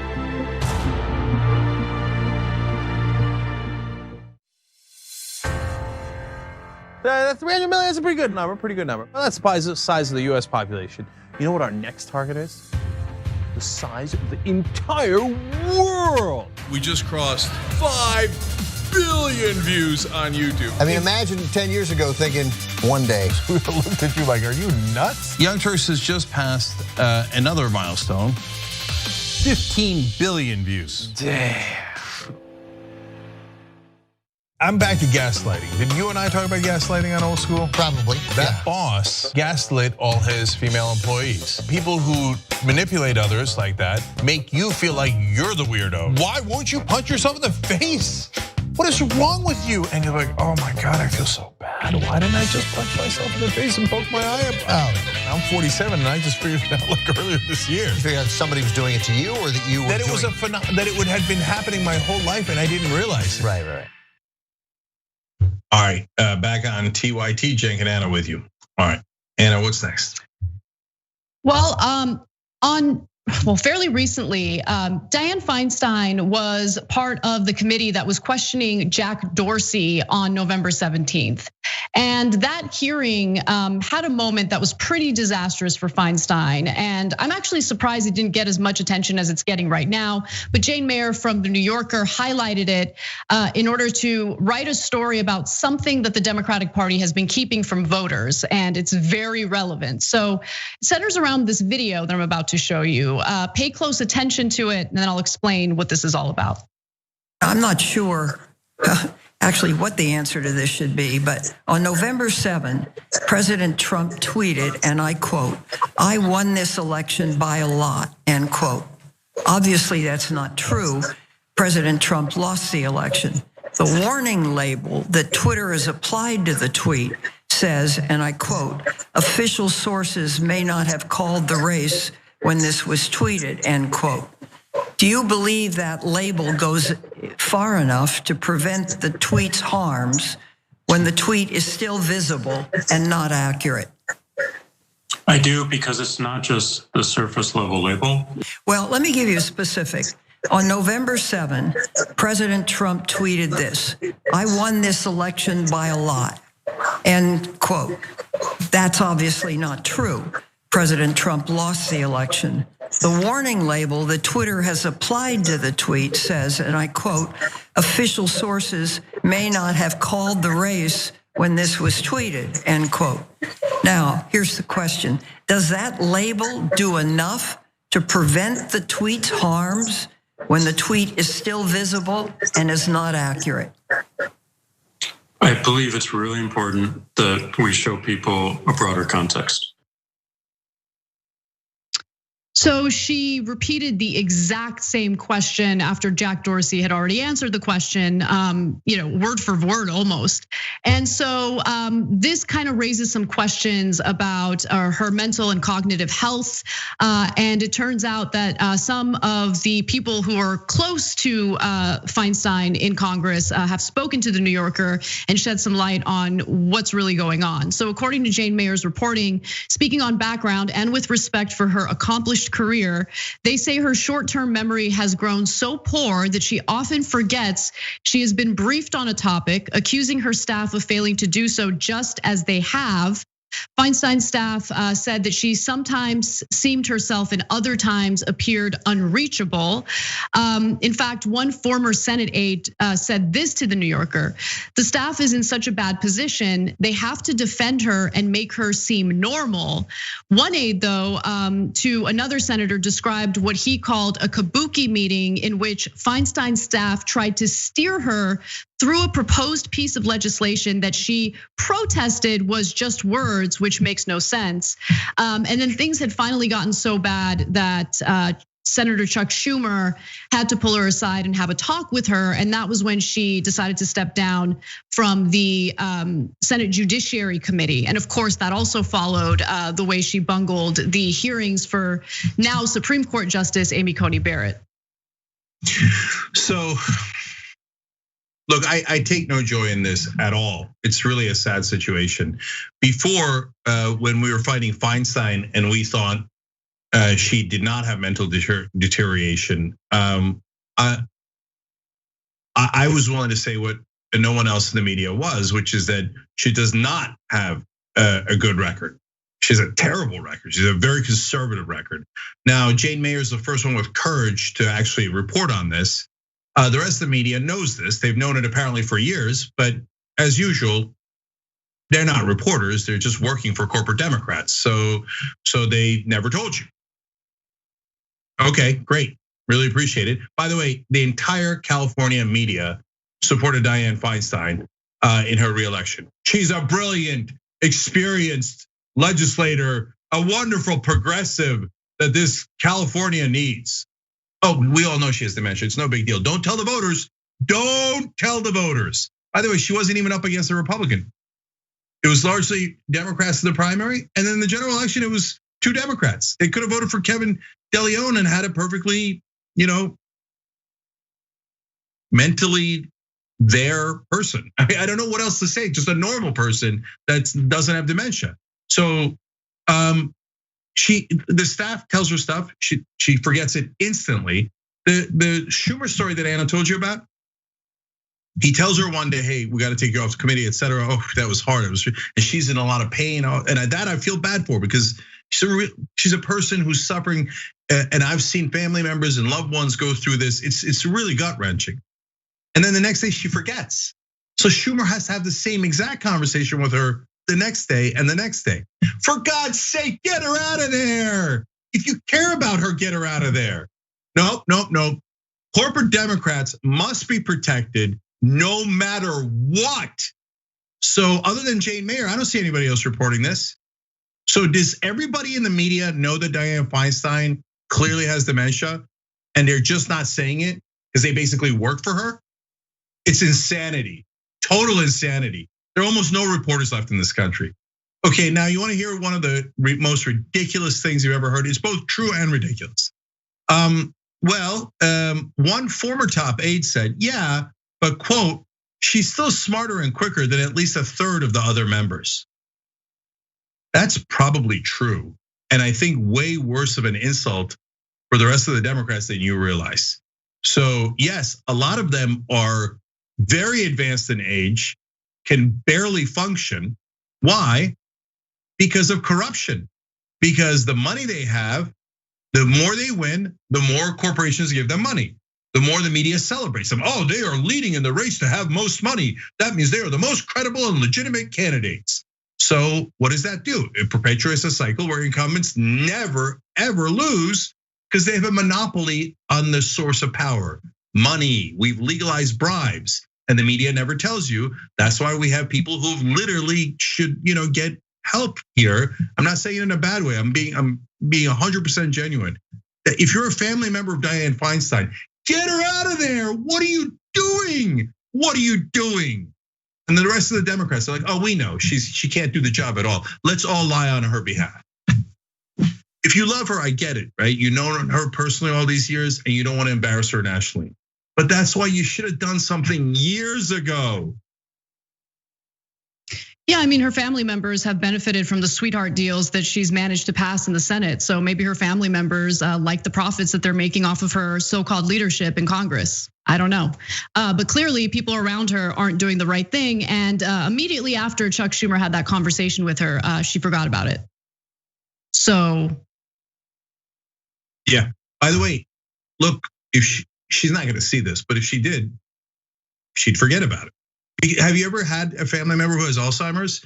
I get frustrated with folks when they can't understand how Alzheimer's works. I don't know that Dianne Feinstein has that particular ailment, but clearly she has an ailment where she can't remember anything. So they can't recognize their sons and daughters. They can't recognize anyone. It's something that happens to your brain. It's not negotiable.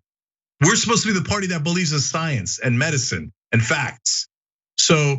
But the entire national media and the entire Democratic Party has agreed upon a fiction, which is that Dianne Feinstein is totally fine. So nope, who cares? Just like Anna said, I don't know about her family members, but as long as she's giving the corporate donors everything they want, which is definitely what's happening. And by the way, they probably think, who cares? I mean, yes, she's doing her job. Donors get everything they want. Democratic Party's thrilled, national media's thrilled, status quo, yay, right?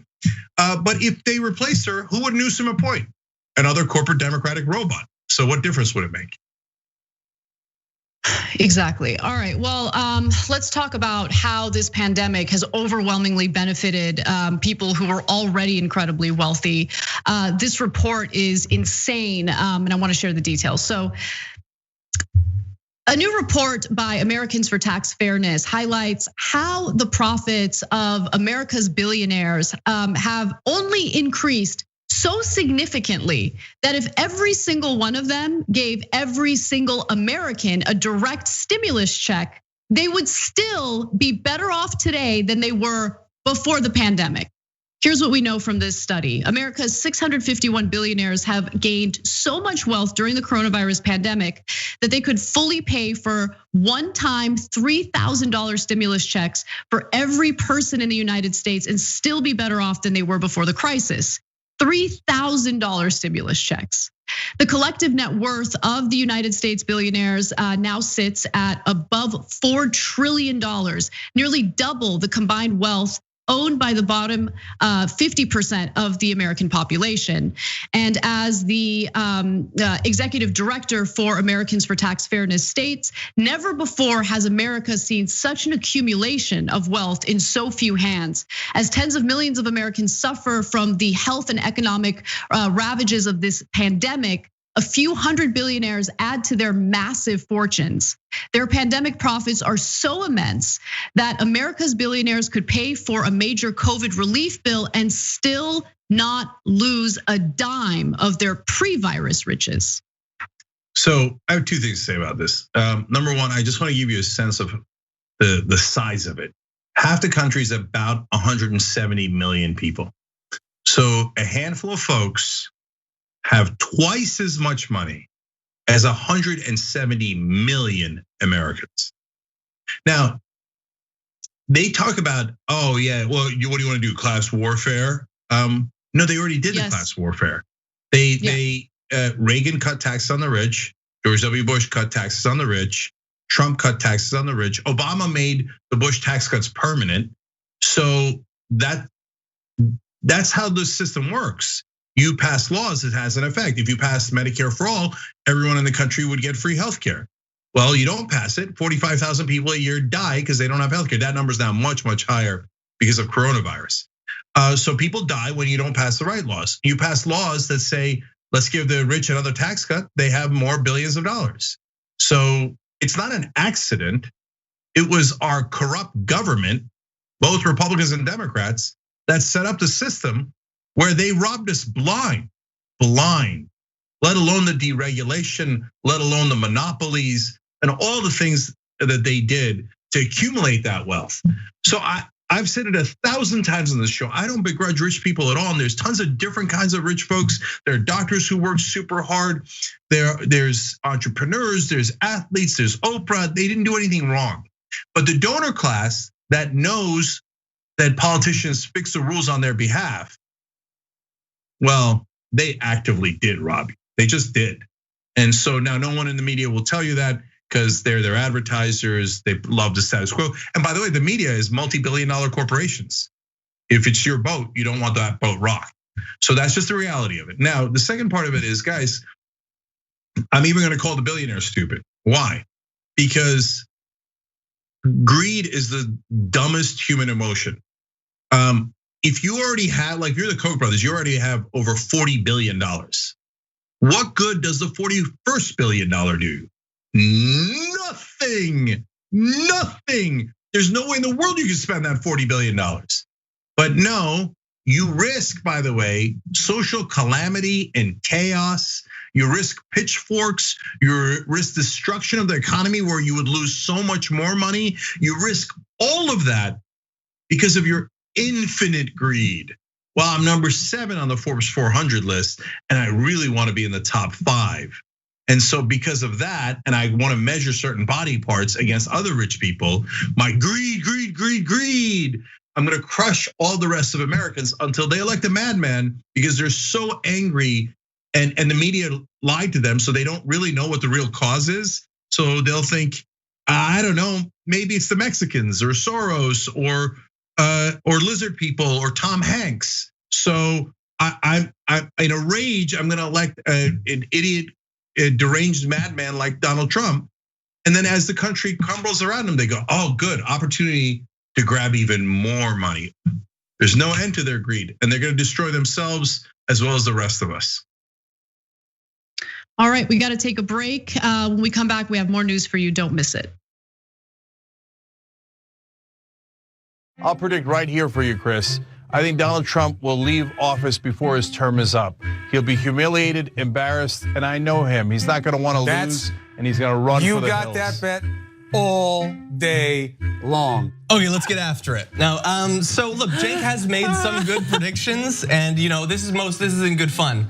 I could not disagree more. There's a little bromance between the two of them. You got that bet all day long, Janky, you. Oh, you stop. In the meantime, let's call him out on the damage. But I just got a Roku set. Did basically a little bit of channel surfing, and I was like, there we are. Yeah. There we are. And then I turned it on, and it was John and Brett on Damage Report making fun of me. Oh no. So you are so busted. I even took a picture of it, okay? They're talking about my predictions. I got a new prediction for you, John Idarola. You're doing a show that's blowing the doors off everybody. Young Turks is the largest online news network, not a big deal. We're gonna rock the boat. We're gonna be counter-establishment. We're gonna tell people the truth to the best of our abilities. We're so sick of this corruption. We're not the robots on TV. I actually care about the news. Guilty. guilty, I care. Fourth day on Occupy Wall Street. Last night we launched Wolfpack. It's us pushing our ideas out there, trying to help the country in every way that we can, trying to make this place just a little bit better. Reporting from the Hillary-Bernie debate, I gotta be honest, you know what we do, we cover it for real. For us, this system isn't working. Free and fair elections. And when he told the cops that day, when they came to drag her away, and he said, if you're gonna chain her, you're gonna chain me. If you're gonna arrest her, you're gonna arrest me.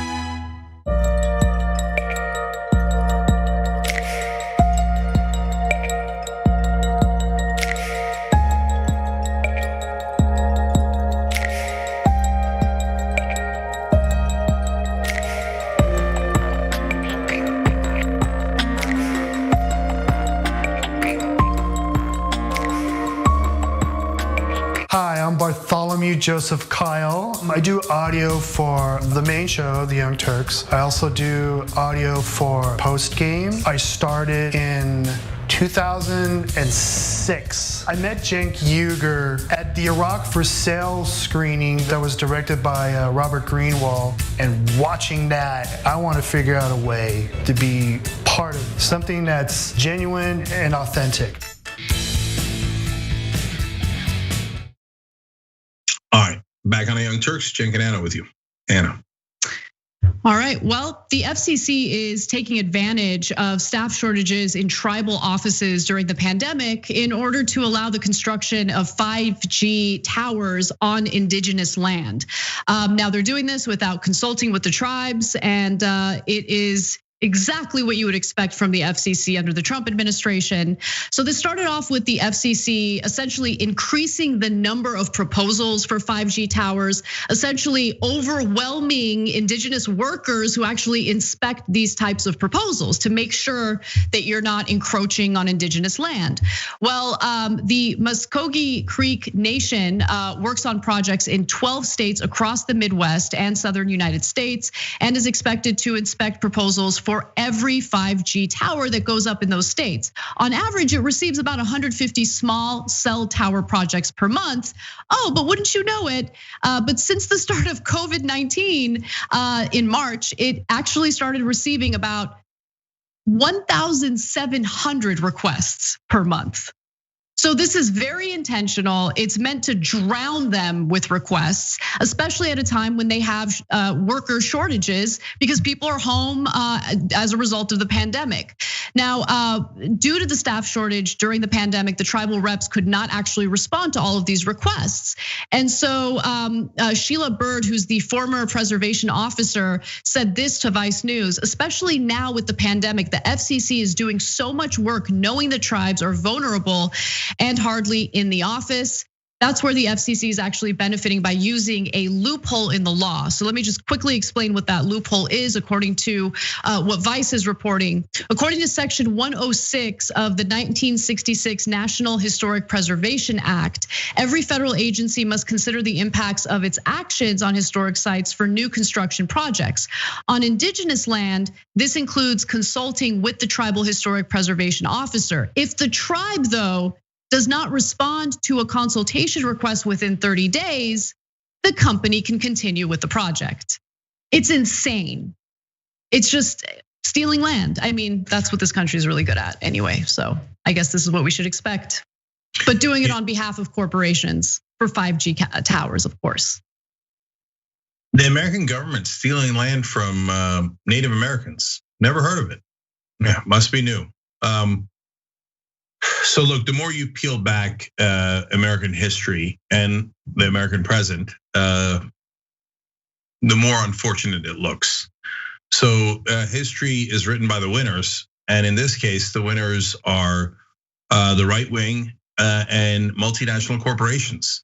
So they write little marketing myths about how it's a land of opportunity and we've all got the American dream and it's all meritocracy. So if you're a billionaire, you deserved it. And if you're poor, you deserved it. And power is power. And so Native Americans don't have enough power. Let's roll over them. So if it's North Dakota, we're gonna go right through your lands and we're gonna grab the oil. And if you protest, we'll send the cops who are basically Pinkertons now. And this is again from American history. And they will beat you and then enslave you. That's what putting you in jail unjustly. That's what it is, right? Takes away your freedom. And then they usually make you work. So in some jails for $1 a day, $1 a day. That's slavery.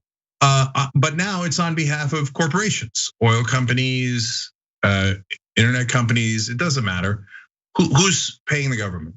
Guys, I've been telling you this for over a decade. People work for the folks who sign their checks, okay? So our politicians' checks get signed by private corporations. So they work for them. So don't get surprised every time a corporation says, hey, government, do as I tell you. If I want it, you give it to me. And they go, yes, sir. If you do public financing, they might work for the public. But Republicans scream, no, we don't want them working for the public.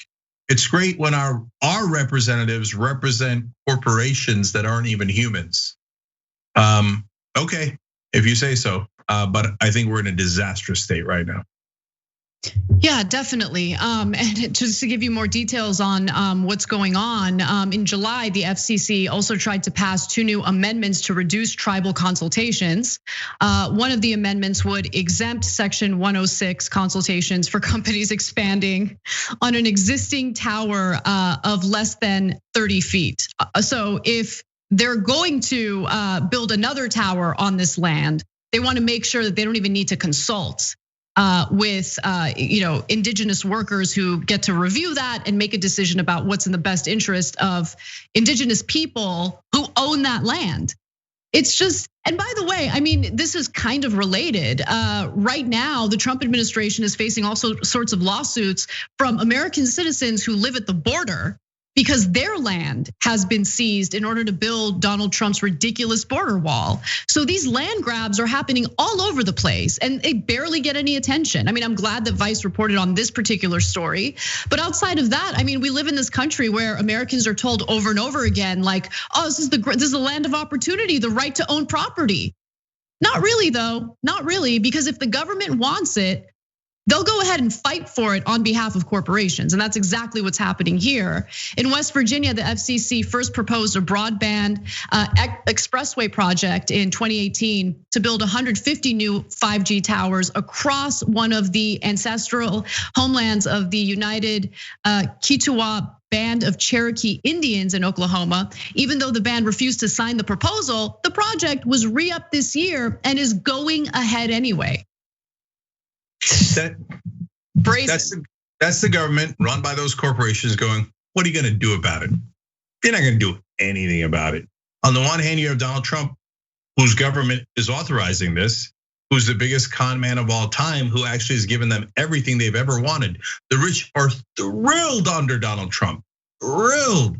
On the other hand, you have corporate Democrats who allow the rich to do everything they want.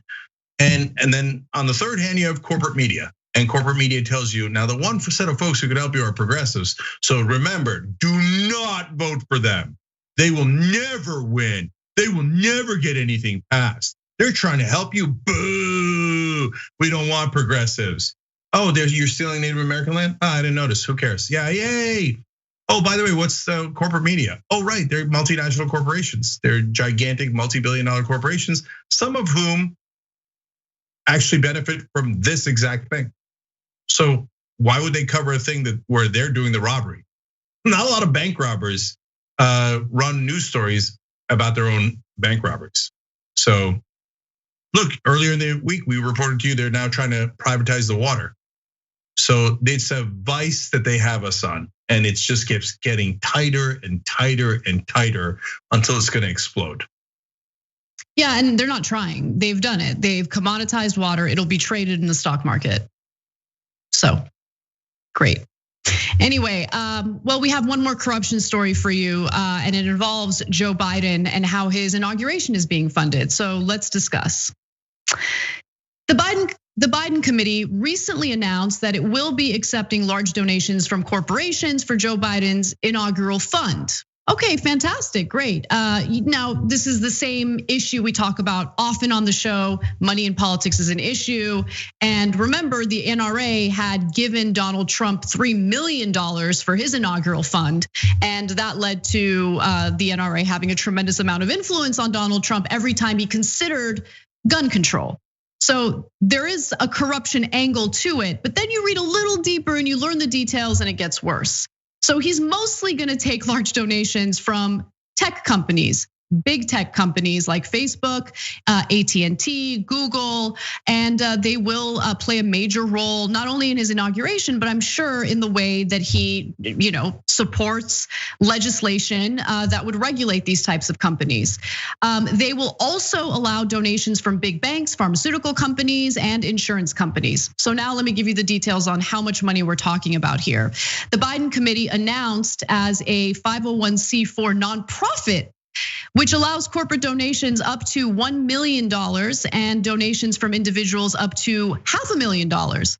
Moreover, we don't know the identities of these donors until 90 days after the inauguration. And here's where it gets interesting. Fossil fuel companies are barred from donating.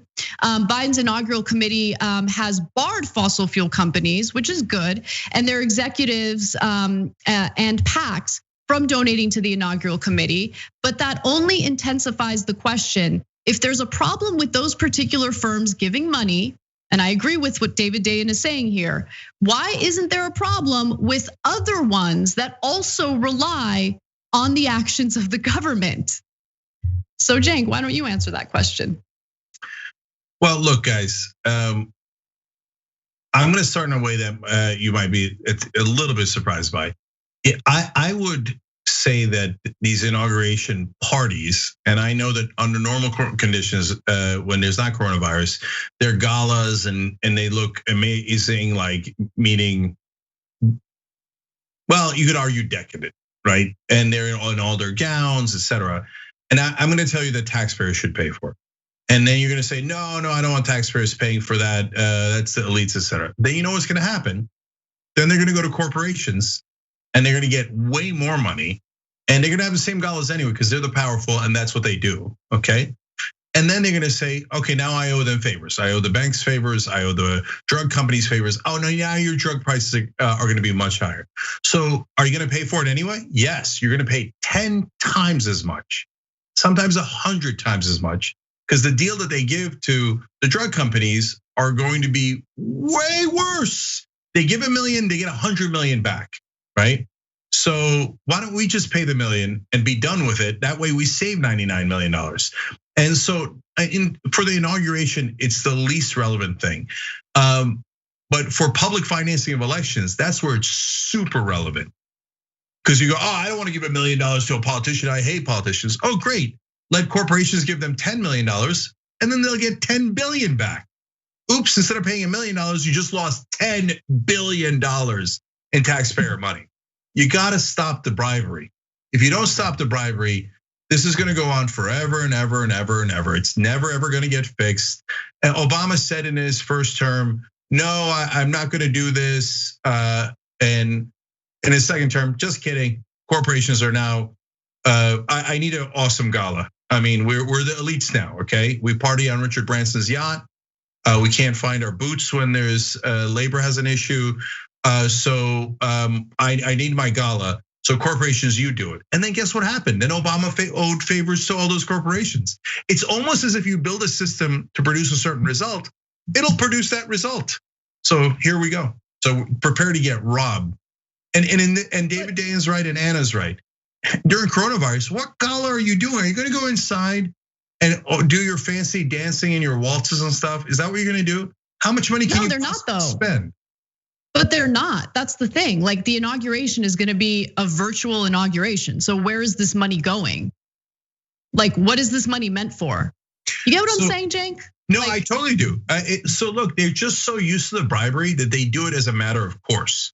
And so if you're a Democratic establishment fan and you love your alternative facts that MSNBC feeds you, sorry that I broke your heart.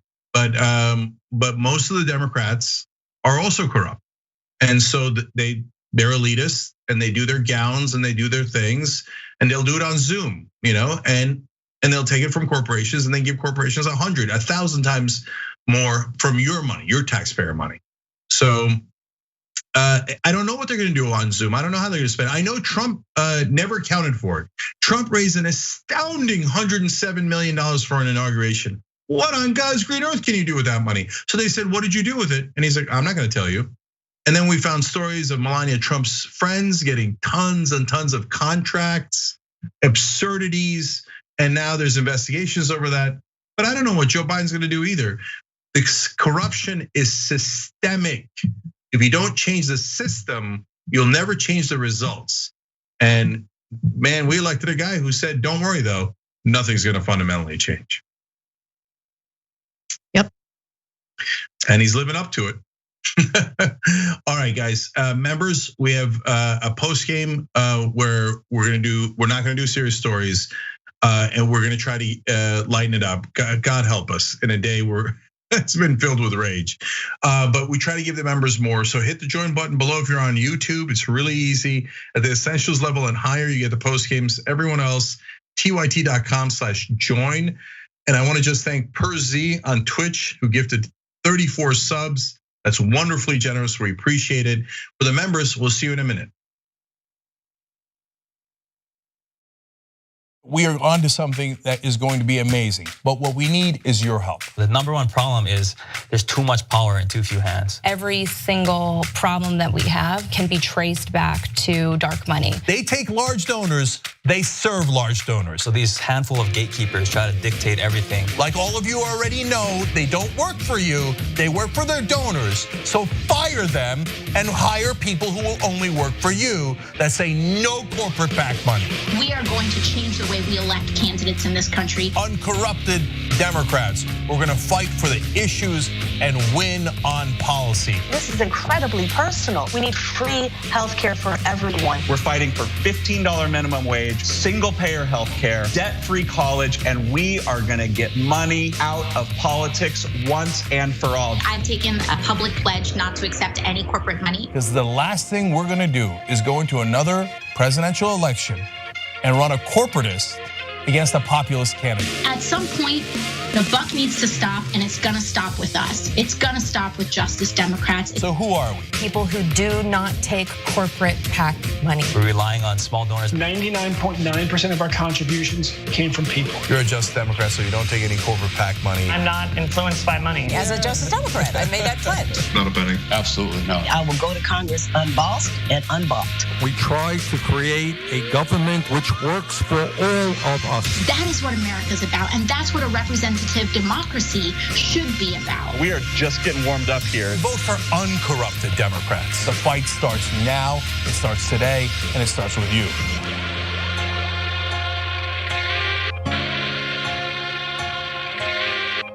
I've been honest with him. Like, yeah, I was upset with you and I shouldn't have done it. But instead I was like, I'm just trying to protect my engagement ring. Did you know that more than 20% of the world's oxygen comes from the Amazon? Why? Because of trees. I know what you're thinking. Of course! So what do we want to do? We want to plant more trees so we can save the climate. It's quite literal. So that's what leads to our new partner, Plant Your Change. Love it. It's so easy. What they do is You take the credit or debit cards you already have and you plug it into the system. And if you so choose, you get to round up every purchase to the nearest dollar and they plant a tree for you, okay? Now you could also choose if you wanna do it on only certain kinds of purchases or only so often, right? And there's nothing wrong with that. But literally every cent makes a difference here. It's plant your change. And if you wanna know more information, just go to tyt.com/trees. Let's go save the planet together.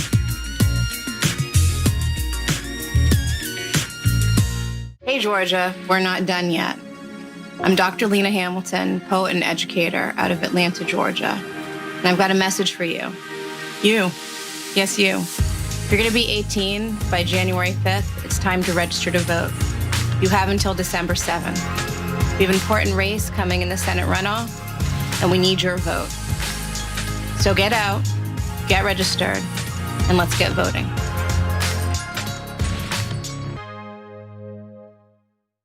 Today, a terrible day for the internet, a terrible day for America. The internet as we know it is not going to exist anymore. A real dark day for information and yet another way that they're bleeding out the democracy. We're now going to have these gatekeepers of information deciding what we can and can't see, and that's what scares me the most. Whether you're conservative or progressive or anywhere in the middle, this is the one thing we should all agree to. Protect the internet because the establishment is coming for it. Don't let them destroy the internet.